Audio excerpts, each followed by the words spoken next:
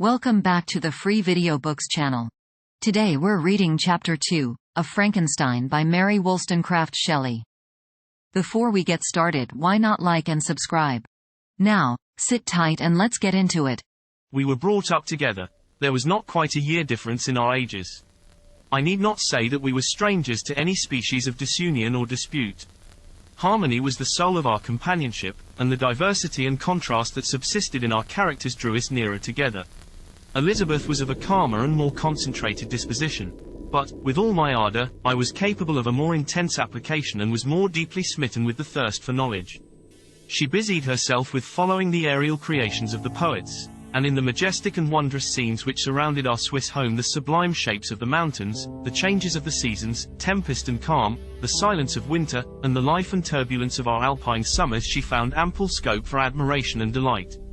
While my companion contemplated with a serious and satisfied spirit the magnificent appearances of things, I delighted in investigating their causes.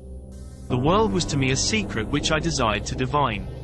Curiosity, earnest research to learn the hidden laws of nature, gladness akin to rapture, as they were unfolded to me, are among the earliest sensations I can remember.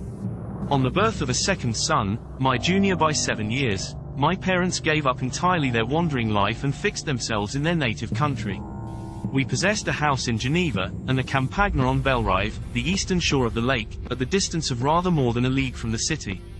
We resided principally in the latter, and the lives of my parents were passed in considerable seclusion. It was my temper to avoid a crowd and to attach myself fervently to a few. I was indifferent, therefore, to my schoolfellows in general, but I united myself in the bonds of the closest friendship to one among them. Henry Clerval was the son of a merchant of Geneva. He was a boy of singular talent and fancy. He loved enterprise, hardship, and even danger for its own sake. He was deeply read in books of chivalry and romance. He composed heroic songs and began to write many a tale of enchantment and knightly adventure. He tried to make us act plays and to enter into masquerades, in which the characters were drawn from the heroes of Roncesvalles, of the Round Table of King Arthur, and the chivalrous train who shed their blood to redeem the Holy Sepulchre from the hands of the infidels. No human being could have passed a happier childhood than myself.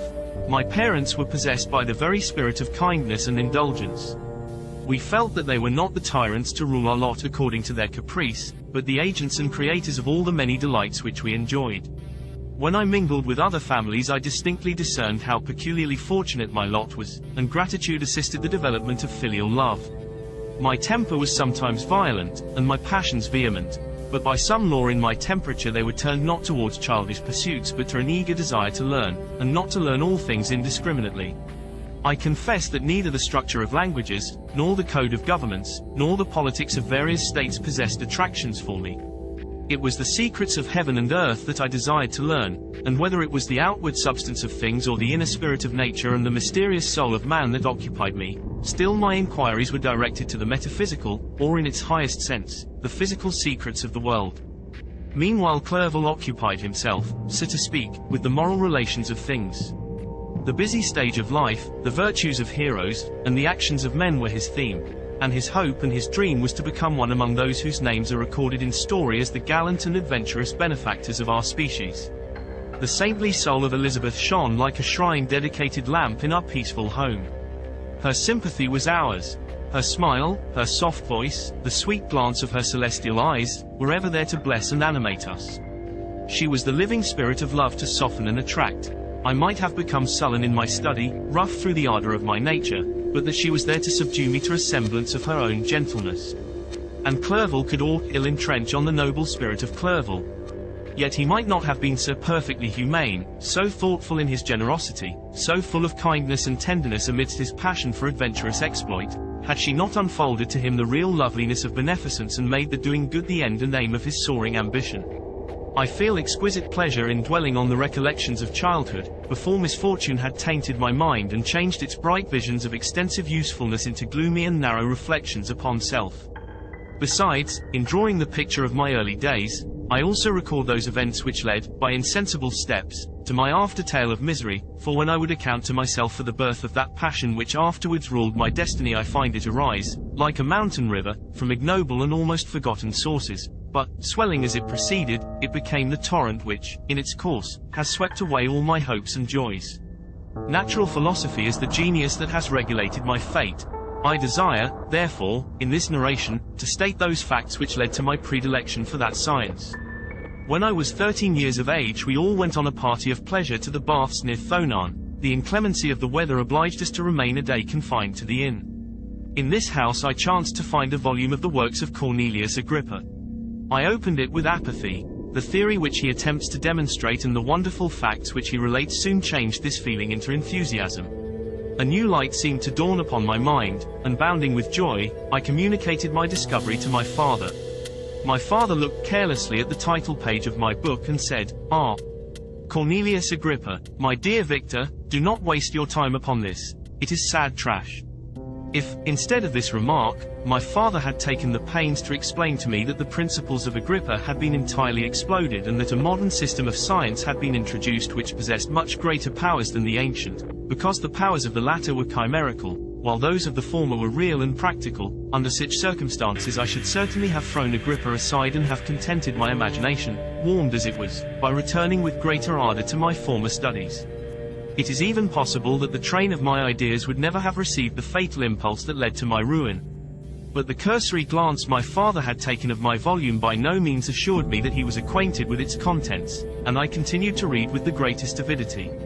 When I returned home my first care was to procure the whole works of this author, and afterwards of Paracelsus and Albertus Magnus. I read and studied the wild fancies of these writers with delight. They appeared to me treasures known to few besides myself. I have described myself as always having been imbued with a fervent longing to penetrate the secrets of nature. In spite of the intense labor and wonderful discoveries of modern philosophers, I always came from my studies discontented and unsatisfied. Sir Isaac Newton is said to have avowed that he felt like a child picking up shells beside the great and unexplored ocean of truth. Those of his successors in each branch of natural philosophy with whom I was acquainted appeared even to my boy's apprehensions as Tyros engaged in the same pursuit. The untaught peasant beheld the elements around him and was acquainted with their practical uses. The most learned philosopher knew little more. He had partially unveiled the face of nature, but her immortal lineaments were still a wonder and a mystery.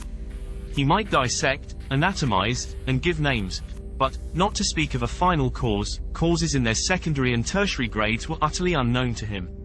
I had gazed upon the fortifications and impediments that seemed to keep human beings from entering the citadel of nature, and rashly and ignorantly I had repined.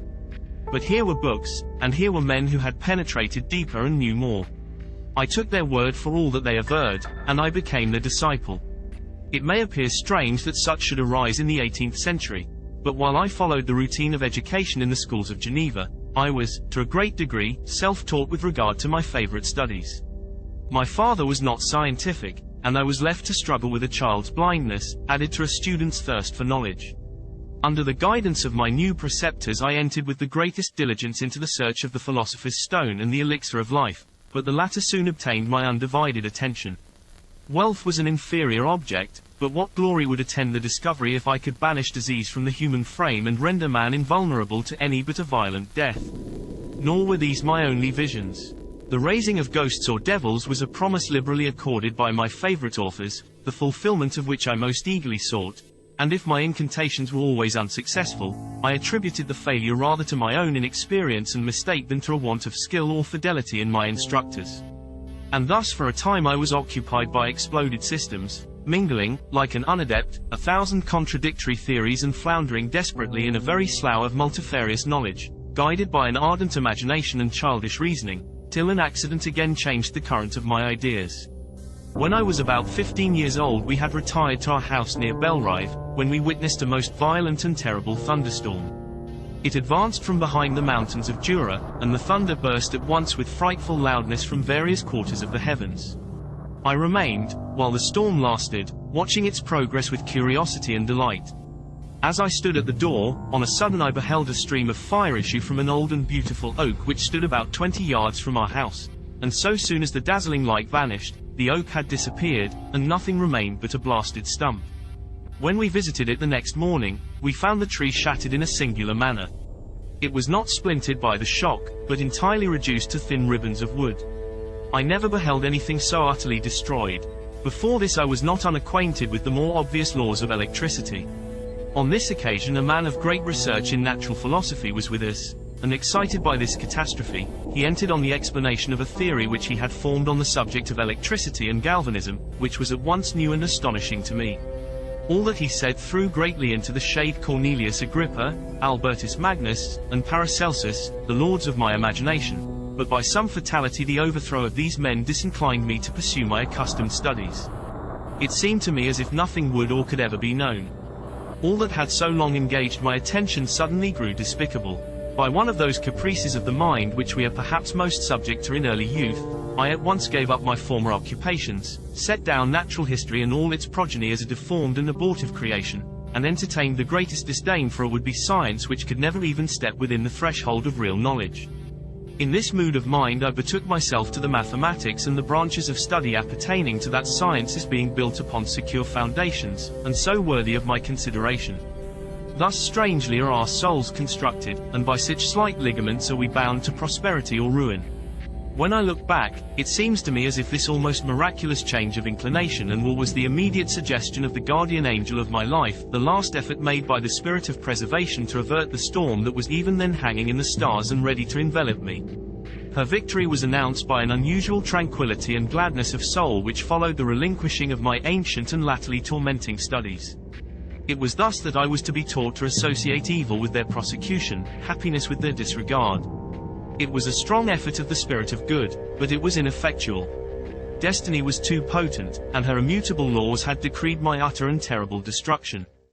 Did you enjoy today's chapter of Frankenstein? Why not subscribe and ring the bell? Next time we'll be reading Chapter 3. Don't miss it.